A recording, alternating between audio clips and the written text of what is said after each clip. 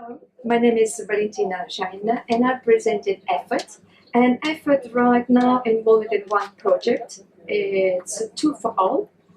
It's all tourist professionals will be better equipment prepared for people like you who do have access to sea, to the hotels, to museums, other kind of tourist experience. And we would like to have some kind of guides. And I was wondering to have some questions to you. And the first I would like to ask you, and maybe you could introduce yourself. Let's go with you. Okay, I'm Rebecca. I'm from the UK and I'm a European Voluntary Service volunteer with ENIL. Okay, and then I will start. My name is Frank. I am advocacy officer with ENIL since 2015. What makes it facilitate, for example, for you to come to the office?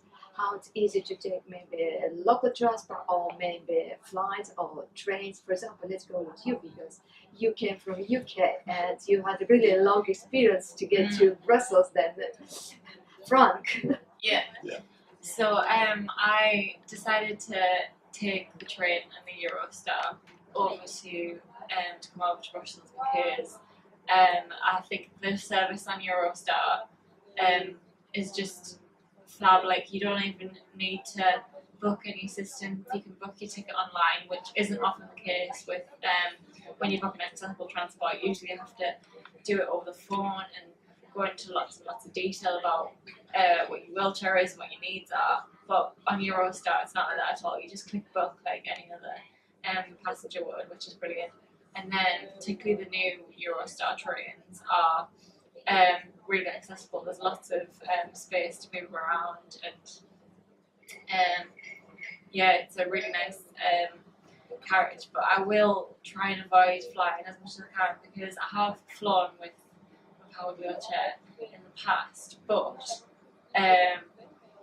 it's quite obvious that the handling people receive minimal training because you're never really sure, is my wheelchair going to go in there safely? Is it going to come out in one piece at the other end? Like, it's always like I never really know if it's going to like survive the journey or if it's going to have any bits missing or if it's going to be broken, because it just goes in the hold like any other piece of luggage. And yeah, so that's scary. So I will always choose the train over the plane whenever I can when travelling abroad.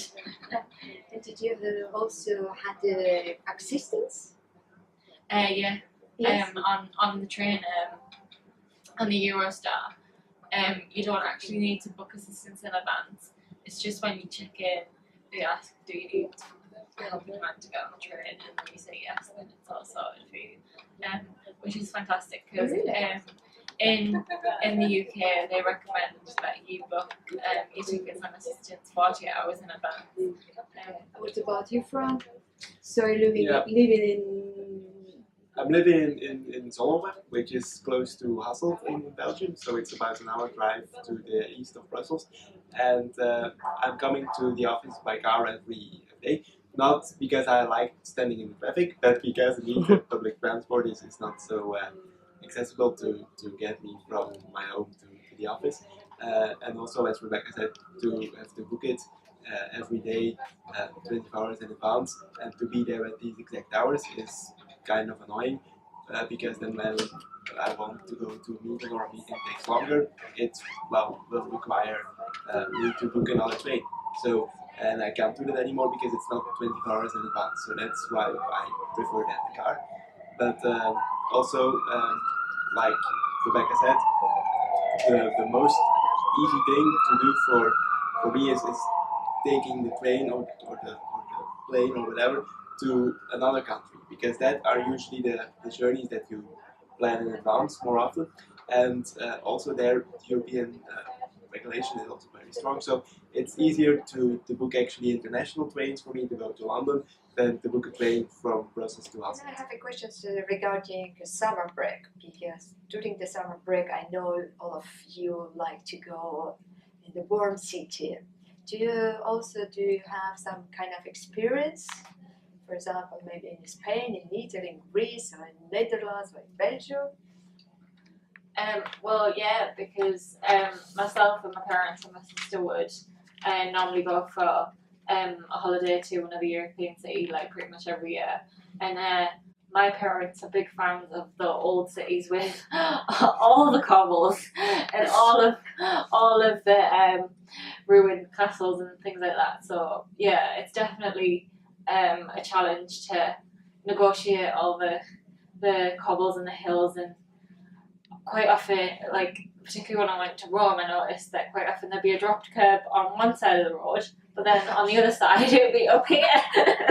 So yeah. As well.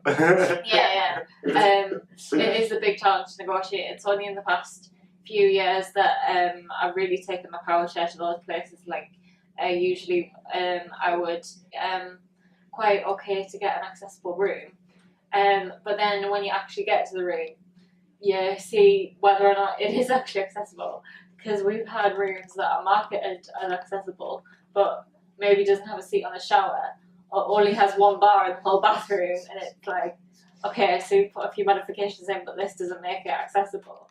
What about you, Frank? For me, also in the summer we go on holiday with the family, and like last year we went to Italy, and well, it's always a bit of a challenge to make sure that it's really accessible, because we went to the south of Italy as well, and then, as Rebecca mentioned, there is like the pavements and the environment that is not so accessible, and indeed that requires then assistance of the family members to get around. But also, well, so the touristic attractions in the countries, but not only in Italy but also in other countries, they are either you have to take like this back door entrance to the attraction, or they say like, yes, it is accessible but only the first floor, and then, well, you have there's no access, but well, good news, you get a free ticket, and then it's like, yeah, but I don't want this free ticket, I want to visit your entire museum, so that I think is still one of the issues on accessibility there. What should be improved in this case? I think, yeah, maybe in the education or the training also give the view that like it's what we that disabled persons are not need to be cared for. It's like they need to have assistance, and if they want them, they can ask it, or they will probably indicate themselves how they want to be assisted. So not to maybe to offer it, but not to impose it to the person. And I think that is something that should be taken more into account in their education, and also in the maybe on-the-job training that they get.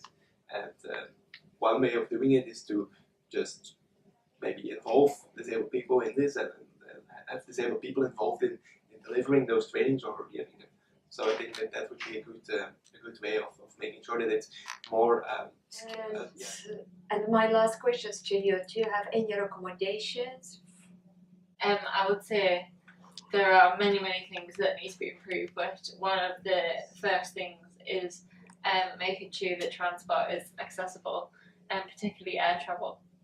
Because I'm quite fortunate in that I can take the risk and take this channel plane if I want to, and I can transfer it into a plane seat. I'll walk to the toilet a few steps, but lots of people don't have that option. So tourism providers need to take the steps to make it so that disabled people can travel in their wheelchairs safely, and to be independent. Yeah, exactly. To ensure that everything is as accessible as it possibly can be, so that disabled people can be independent when they access tourism. Yeah. What about you? Do you have any recommendation?